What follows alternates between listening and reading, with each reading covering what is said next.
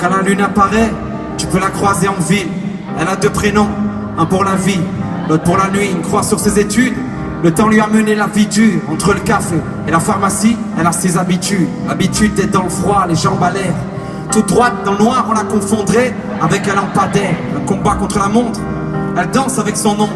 Bien trop jeune pour faire le plus vieux métier du monde. Son parfum mélangé à l'odeur d'essence qui l'entoure, elle se donne le droit de croire qu'elle pourra partir un jour. Elle a laissé ses rêves s'abîmer à quelques rues. Certaines le font par choix, elle ne l'a jamais eu. Elle pleure devant le miroir de l'ascenseur. La nuit, tous les chats sont gris et tous ses clients sont seuls. Ils emportent un peu d'elle quand il referme la porte.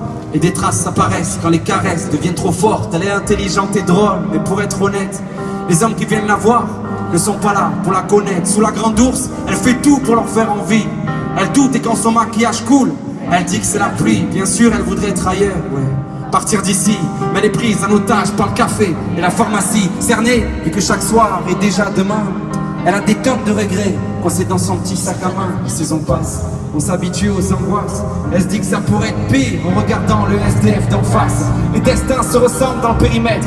Elle fait les 100 pas, en restant là, elle a fait des milliers de kilomètres. Souvent, son prince charmant s'évapore comme un miracle. Ils se souviennent pas de son prénom, elle veut oublier leur visage. Des sacrifices pour un meilleur avenir. Si la lune pouvait parler, elle en aurait des choses à dire. Elle a un fils, son petit bout d'âme, son moment de calme, l'étoile qui la quitte dans la nuit noire. Elle le rejoint aux aurores, après l'horreur, elle se conforte dans son odeur, son cœur et son corps. Il ne sait pas encore, pour son bout de trottoir, il lui donne l'amour qu'on lui donne pas le soir.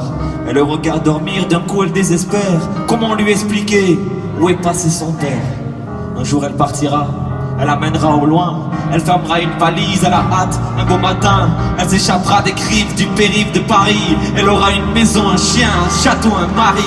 Elle s'est promis que tout ça ne durait pas, une mauvaise passe qui s'en ira, oui. Elle croit au miracle, elle en vient presque à oublier qu'elle doit retourner cette nuit entre le café.